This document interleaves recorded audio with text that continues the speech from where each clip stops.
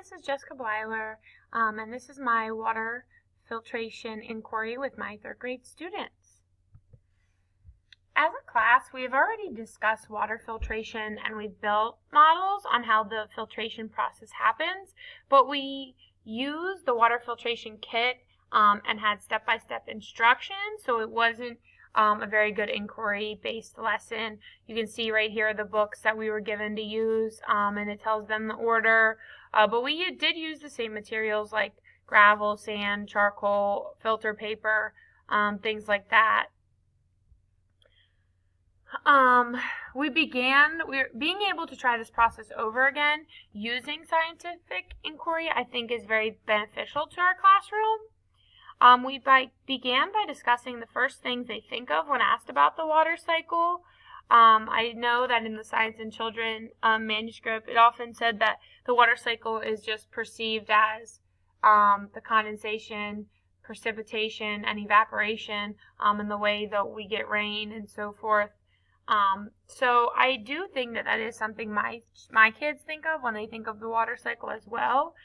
Using questioning, we move the conversation to water filtration and where this occurs in the natural world. The students were able to gather certain things, like water needing to be filtered because we need clean water to drink, and how that process happens in the ground. A lot of my kids know something about this because we're doing a whole aqua challenge unit, and we talk about water and where it comes from and how we get it and where it's cleaned at and you know, how does it travel there and things like that. I did give my students some background knowledge on the layers of the ground and how each layer, depending on what that layer is, how it could trap dirt and cleanse the water really. The question was then posed to the students, can you filter water? That question also came from the Science and Children manuscript. I allowed the students to work in smaller groups to discuss and design the filtration system. I explained that each of the supplies that they were allowed to use, and I supported their discussion on how each item could be used. The students had to design on paper their filtration system and label each part of it. As they showed their design to me, they needed to explain why they chose the order of materials that they did. They couldn't just say they were ready to go. They had to kind of think it through verbally to me.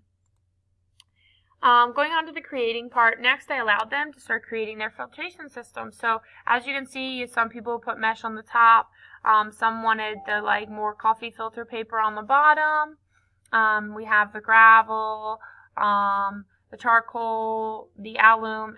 We did have to discuss alum beforehand for them to really understand what the purpose of that was and how or where they should use it. I believe all of my kids actually put alum on the top for the first time around. Each group then took time to share their system, so they described what they think worked and what they think they didn't work well. So I actually let them share that with the whole class. Each group reflected on how they could improve their systems. They had to explain why they think it would work better if they were to change something, and then they had to make a new list of materials that they would want. Our next step in that process is to recreate these filtration systems with their new and improved ideas. So I think they really loved redesigning it because of the hands-on aspect of it and because they were allowed to create it. They didn't have to follow step-by-step instructions. I think that was really cool to see as well. All right, hope you enjoyed. Thanks.